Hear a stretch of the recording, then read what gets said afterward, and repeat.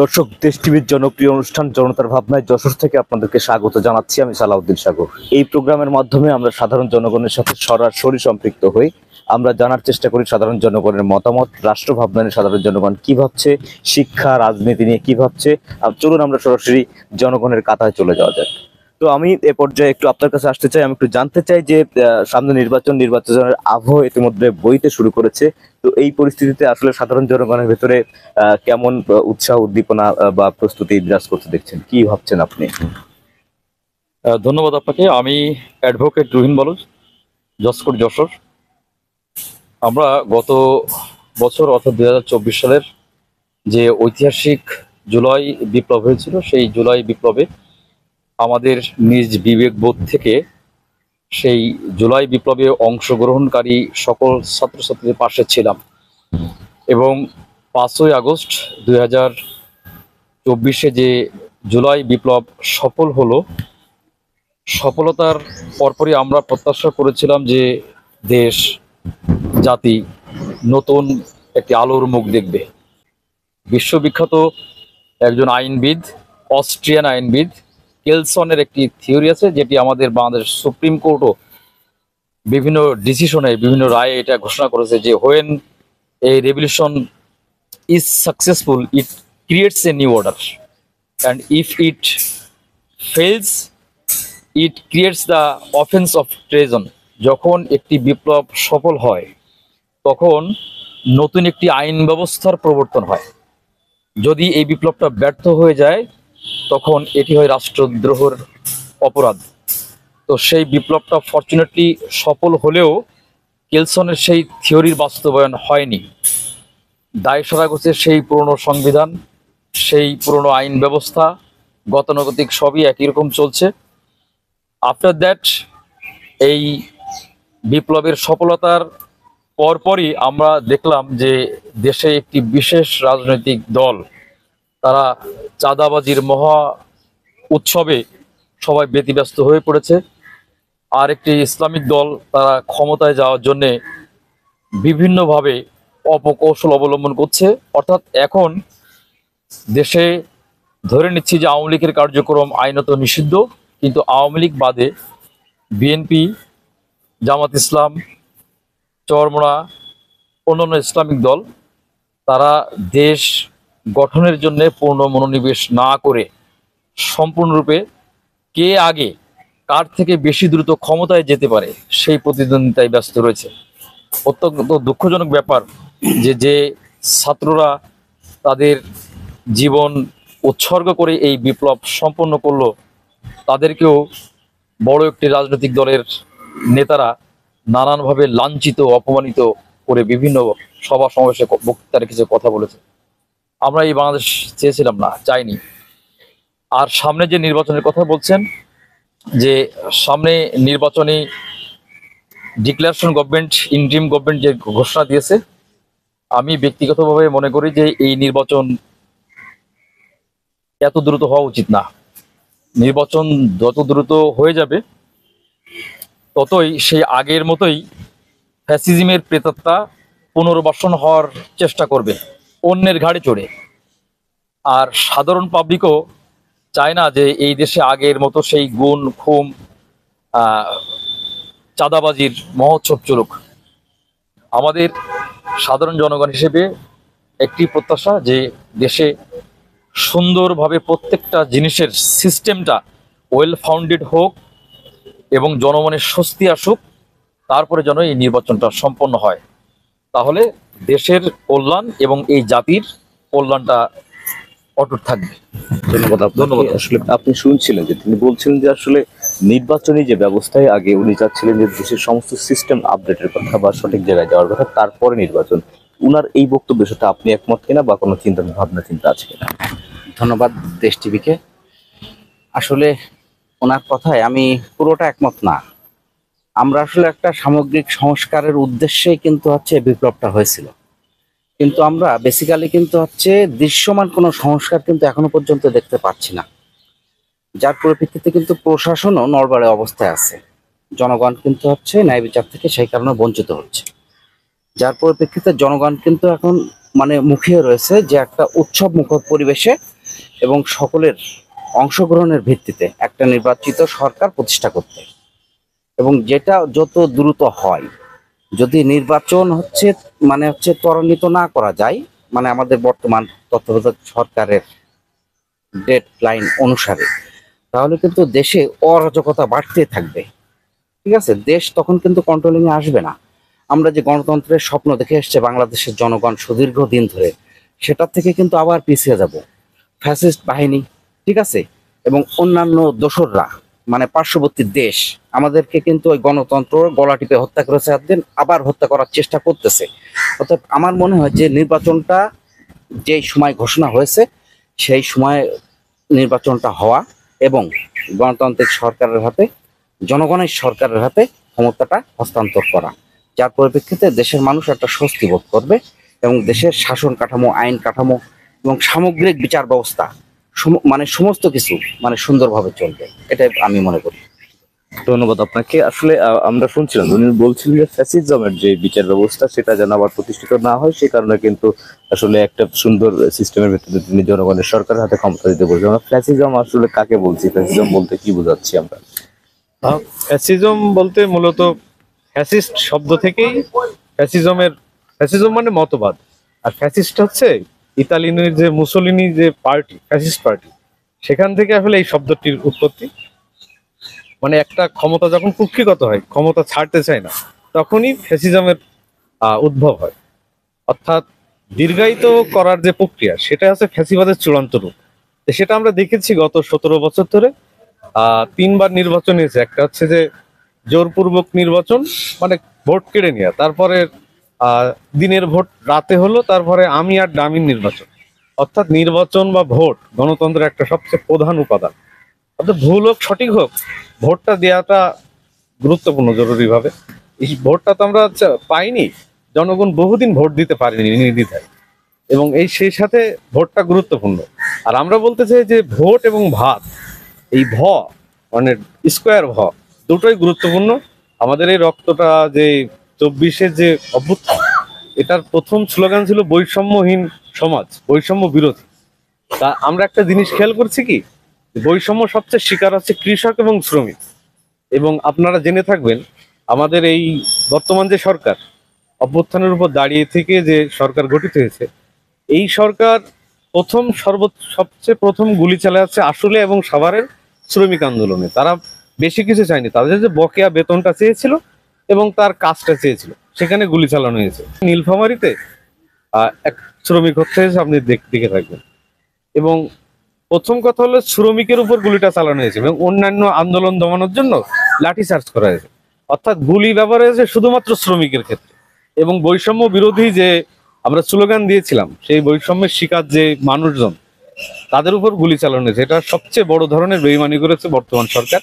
আর সর্বোচ্চ দ্রুত নির্বাচন দরকার, কারণ যে সরকার আছেন ইনি হচ্ছে জনগণের সরকার না, ইনারা এনজিওর সাথে যুক্ত ছিলেন। এবং সবচেয়ে বড় প্রশ্নটা হলো এই যে বৈষম্য দূর করবার জন্য আমাদের যে সমুদ্র বন্দর নিয়ে যে কথা উঠছে, যে করিডোর নিয়ে কথা উঠছে, বা অস্ত্র কারখানা নিয়ে কথা উঠছে, এটা তো বৈষম্য দূর করার জন্য এইগুলো নিয়ে কথা ওঠার প্রয়োজন নাই। ওনাদের কাজ ছিল যে স্বাভাবিক যে সংস্কার, অর্থাৎ মানুষ তার ভোটাধিকার, গণতন্ত্র ফিরিয়ে দেওয়ার যে সংস্কার, সেটা দরকার। এবং এর সাথে মানুষের যে চিকিৎসার ব্যাপারটা, কৃষকের যে ন্যায্য মূল্যর ব্যাপারটা, শ্রমিকের যে আন্দোলনের ব্যাপারটা, তার যে মজুরি, সেগুলো নিয়ে কথা বলার ছিল। সেই কমিশনগুলো দরকার ছিল, মানে শ্রমিকদের শ্রম কমিশন, কৃষক কমিশন, এবং সবচেয়ে বড় ব্যাপার, আমাদের ছাত্ররা যে রক্ত দিল, শিক্ষার অধিকার নিয়ে কোনো কমিশন এখানে তৈরি হয়নি। এবং আমি যশোর থেকে যেহেতু বলছি, যশোরের কি কি ক্রাইসিস গুলো আপনি দেখুন। আমাদের যশোরের যে চিকিৎসা ব্যবস্থাটা, সেটা আমাদের বহুদিনের দাবি, 500 শয্যা বিশিষ্ট মেডিকেল কলেজ, সেটা আমরা চালু করতে পারিনি। আমাদের ভৈরবের পাড় জুড়ে বিরাট একটা চিকিৎসা বাণিজ্য কেন্দ্র গড়ে উঠেছে, এবং এর সাথে রাষ্ট্রীয়ভাবে যোগসাজ আছে, যাতে এই চিকিৎসা ব্যবস্থাটা যদি হরিণার বিলে চলে যায়, তাহলে এই যে ডায়াগনস্টিক সেন্টারগুলোর যে বাণিজ্যিক ব্যাপার, এর সাথে রাষ্ট্রের একটা যোগসূত্র আছে, এগুলো বন্ধ হয়ে যাবে। এটা একটা ক্রাইসিস। ভবদয়ের সেই ক্রাইসিসটা আমরা পাইনি। আমাদের যশোরের যে চৌগাছার কৃষি অঞ্চলে ক্ষতিগ্রস্ত, সেগুলো পাইনি আসলে। ঠিক আছে। আমার অনেক ধন্যবাদ আপনাকে। আমরা আবারও আসবো আপনার কাছে। আমরা নিচ্ছি একটা ছোট্ট বিরতি, ফিরছি কিছুক্ষণের মধ্যে, ততক্ষণ সঙ্গেই থাকুন।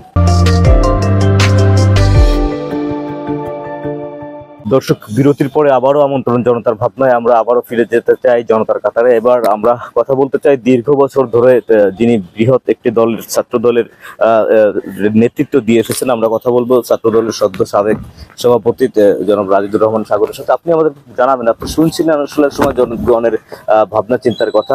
সব মিলিয়ে আপনার ভাবনা চিন্তা কি, আপনার মতামত কি? ধন্যবাদ আপনাকে ও ধন্যবাদ দেশ টিভিকে। দেখুন, খুনি, স্বৈরাচার, ফ্যাসিস্ট, মাফিয়া শেখ হাসিনার 15 বছর 7 মাস, আর 111-এর 2 বছর, 17 বছর 7 মাস দেশনেত্রী বেগম খালেদা জিয়ার নেতৃত্বে গণতন্ত্র পুনরুদ্ধার, ভোটের অধিকার জন্য বিএনপি রাজপথে সংগ্রাম করছে। কেন? মানুষ তার পছন্দের মতো প্রার্থীদের যেন ভোট দিয়ে দিতে পারে, নির্বাচিত করতে পারে। এই লড়াইটা 2008 সালের পর থেকে শুরু হলো। এই লড়াই সংগ্রামে দেখবেন আমাদের এমিলি ইয়াসিনের মতন সাবেক 3 বারের নির্বাচিত এমপি, ছাত্রদলের নির্বাচিত সাধারণ সম্পাদক, লাকসামের এমপি হিরু সাহেব সহ 650 জন ছাত্রদল, যুবদলের, বিএনপি নেতাকর্মী গুম হয়ে গেলেন, এবং তারা এই গুমকৃত অবস্থায় এখনো অসংখ্য নেতাকর্মী আমাদের ফেরত আসেনি। 13-14 যে কঠিন আন্দোলন, এই আন্দোলনও কিন্তু আমাদের অনেকে শহীদ হয়েছে। 13-14 আন্দোলনে তৎকালীন র্যাব, পুলিশ, পিডিআর আমাদের যশোর সহ মনিরামপুর অঞ্চল দিয়ে 11 জনকে ক্রসফায়ার হত্যা করে। তারপরেও কিন্তু আমাদের গণতন্ত্রের পথে যে সংগ্রাম, রাজপথে আমরা কিন্তু থামিনি। দেশ নেত্রী বেগম খালেদা জিয়ার নেতৃত্বে আমরা আন্দোলন অবিচল রাখলাম। 50 লক্ষ মামলা, 1.5 কোটি আসামি। তো মনে হয় অনেক দেশের জনসংখ্যাও 1.5 কোটি নাই পৃথিবীতে। 18 নির্বাচনটা প্রলোভন দিয়ে আমাদের নিয়ে গেল, বিশ্বাস রাখেন, দিনের ভোট রাতে করল। 22শে ডিসেম্বর আমি অ্যারেস্ট হলাম, রিমান্ড কাটলাম। তখন নির্বাচনটা আমি প্রায় কাছ থেকে দেখছি যে কিভাবে পুলিশ ম্যানিপুলেট করেছে নির্বাচন। এরপরে দেশনেত্রী এবং খালেদা জিয়াকে একটি সাজানো ফরমাইশি রায়ে দণ্ডিত করা হয়। এরপরে আপনি 24শে আমিরামি নির্বাচন, তারপরে ছাত্র জনতার গণঅভ্যুত্থান, এরপরে শেখ হাসিনার পালায়ন, পতিত স্বৈরাচার পালায়ন করেছে। একটা জিনিস কি জানেন, আমাদের সাথে মিলাইতে চাই, এরা আবার স্বৈরাচার হবে, এরা আবার ফ্যাসিজম হবে। আর বিএনপিতে ফ্যাসিজমের বিরুদ্ধে লড়াই করলো 17 বছর। এটা সব দলের প্রতি মেসেজ, যদি ঠিকভাবে দেশ পরিচালনা না হয়, জনগণের ভোটের অধিকার কেড়ে নেওয়া হয়, তাহলে টুরিটোমোরো যারা এটা করবে সেই দল বিচ্ছিন্ন হয়ে যায়। বিএনপির সাথে এটা মানুষ মেলানোর চেষ্টা করে। লড়াই করলাম ভোটের অধিকার রক্ষা করার জন্য। আমার জানা মতে তাদের বয়স এখন 28-29, তারা 14 এবং 18 এবং 24-এ ভোট দিতে পারে নাই। তাহলে ভোটটা তো চাই। ঠিক আছে, ধন্যবাদ আপনাকে। আমি একটু আপনার কাছে আসতে চাই, জানতে চাই যে আসলে আমরা এত সময় নির্বাচন নিয়েই শুধু কথা বলছিলাম, আপনি সার্বিক দেশের পরিস্থিতি কেমন দেখছেন, কেমন আছে আপনার দেশ, আপনার নগরীটা কেমন আছে, কেমন নগরী চাই? ধন্যবাদ সাগর ভাই। আসলে আমরা যেমন বাংলাদেশ চেয়েছি আর কি, যে একটা নতুন রাষ্ট্র, সবকিছু ঢেলে সাজানো, এগুলো আমাদের সবারই আকাঙ্ক্ষা ছিল আর কি। বিপ্লব পরবর্তী সময়ে আমরা গণ অভ্যুত্থান বলি, যেটাই বলি, পরবর্তীতে সকলেরই আকাঙ্ক্ষা ছিল একটা জায়গাতেই, যে আমরা একটা সুন্দর রাষ্ট্র এবং মানে সর্বোচ্চ স্থিতিশীল স্মার্ট বাংলাদেশ আমরা এক্সপেক্ট করেছিলাম।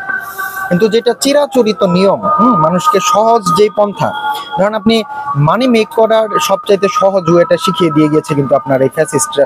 সবচেয়ে সহজ ওয়ে যেটা মানুষের ধনী হওয়ার জন্য বা মানি মেক করার বিষয়টা, ক্ষমতার অপব্যবহার করা, মানে তাদের জায়গা থেকে তারা জনগণ সহ প্রশাসনের প্রত্যেকটা ক্ষেত্রে ক্ষমতার সর্বোচ্চ অপব্যবহার করেছে এবং অসৎ উপায়ে সহজে কিভাবে মানি মেক করা যায় ওয়েটা শিখাই দিয়ে দিয়েছে। তো আমরা তো মানে শিক্ষানবিশ জাতি আর কি, হ্যাঁ, এটা খুবই স্বাভাবিক। মানুষ যেই বিষয়টা সহজে পেয়ে যাবে, সহজে অর্জন করবে, সেটা সে খুব সহজে শিখতেও পারবে। তো আমাদের নীতি নির্ধারক পর্যায়ে যারা আছেন তারা তো আছেই, এর বাইরেও ছাত্র জনতা থেকেও অনেকে উঠে এসেছেন, অনেকে নীতি নৈতিকতা শতভাগ আগেও যেমনটা ছিল এখনো আছে, ওই জায়গা ধরে রেখেছে। কিন্তু অধিকাংশের ক্ষেত্রে আপনি দেখবেন যে নানান ধরনের মানে আপনার অভিযোগ, সত্যতা আছে, আবার অনেক কিছু সত্যতা নাই, কিন্তু প্রচুর অভিযোগ যে এরাই হলো দুর্নীতিগ্রস্ত হয়ে গেছে, মানি মেক করার এই সহজ হয়ে শিখে গিয়েছে। আপনি দেখবেন এই যে চাঁদাবাজি, লুণ্ঠন, পাথরের ঘটনা যদি আমরা উদাহরণ হিসেবে নিই, হ্যাঁ, পাথর তো সবসময় উত্তোলন হচ্ছে বাংলাদেশে, পাথর থেকে আমরা সিমেন্ট তৈরি করছি, এটা জেনারেল একটা স্বাভাবিক ঘটনা।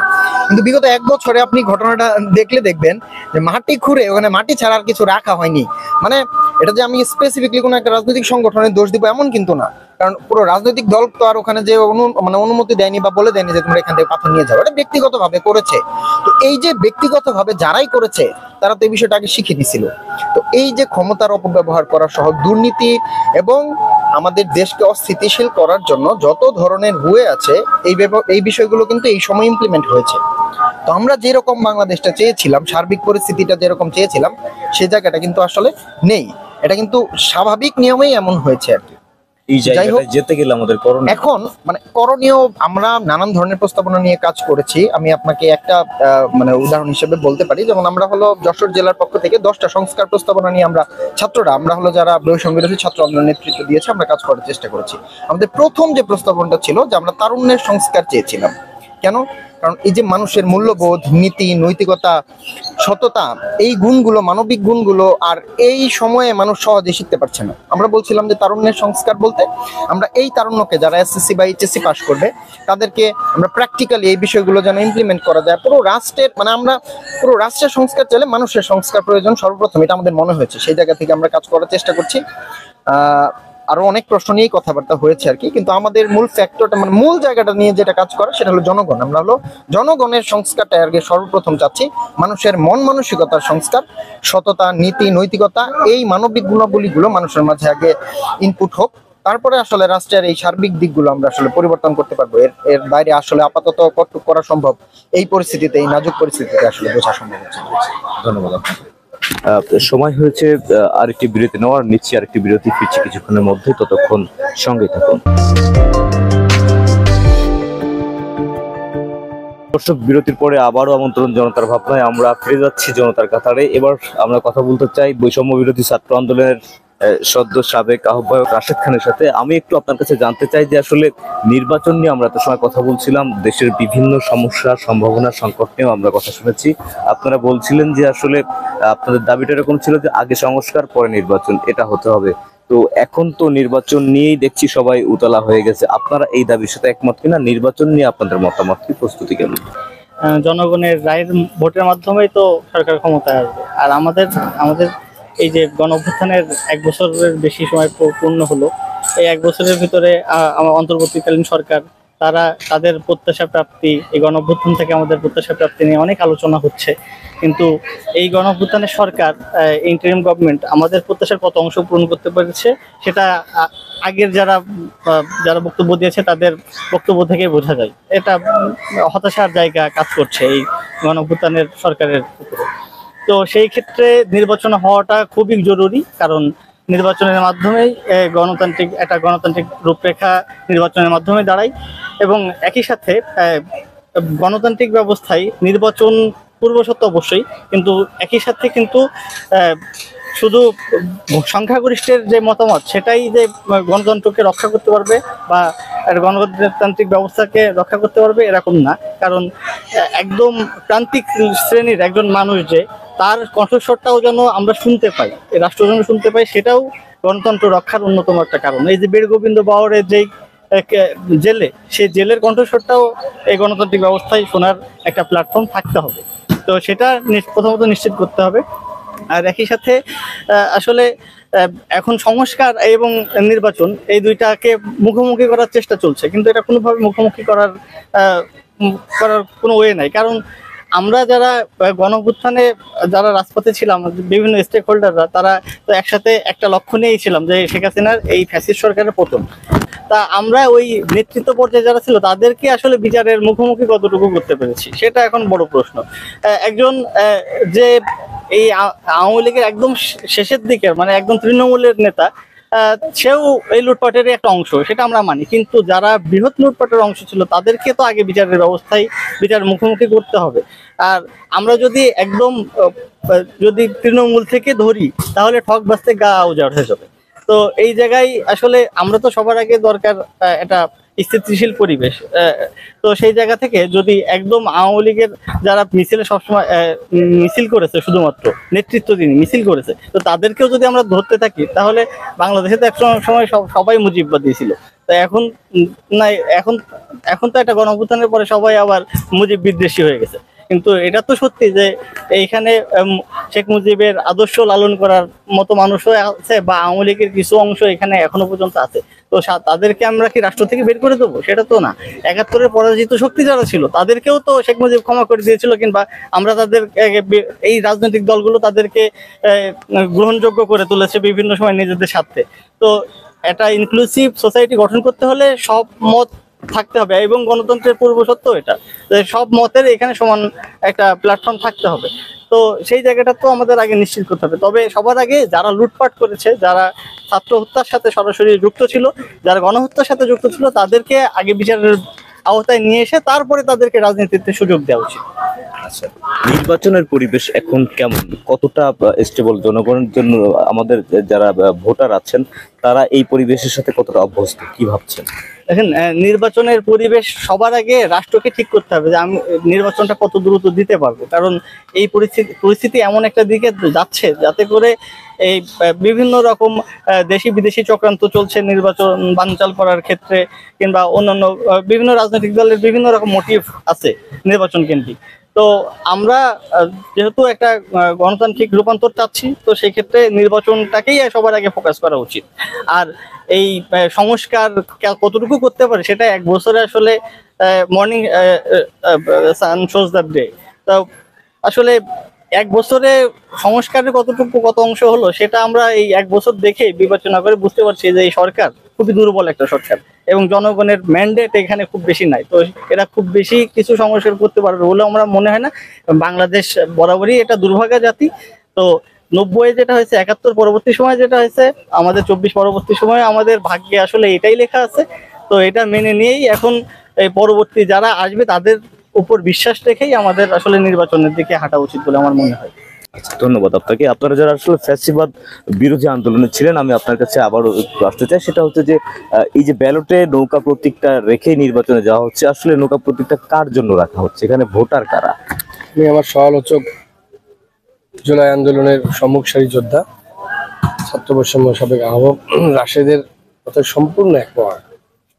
14 সালে ইলেকশন করেছে, 153 জন বিনা ভোটে সিলেক্টেড। 18 দিনের ভোট রাতে করলেন, 24 আমিরামি করলেন। অ্যাটলিস্ট 3টা ভোট আওয়ামী লীগের বাইরে থাকা উচিত, ব্যালেটেও বাইরে থাকা উচিত, আওয়ামী লীগ রাজনৈতিক দল হিসাবে নিষিদ্ধ করা উচিত। কারণ জনগণের ভোটের অধিকার হরণ করেছেন, এটা বড় অফেন্স, অপরাধ। এর শাস্তি হিসাবে 3টা ইলেকশন বাইরে রাখা উচিত। এইটা আমি গ্রহণযোগ্য না যে আওয়ামী লীগের ব্যালেট ওখানে থাকবে, এইটা আমি ব্যক্তিগতভাবে পছন্দ করি। ঠিক আছে, ধন্যবাদ আপনাকে।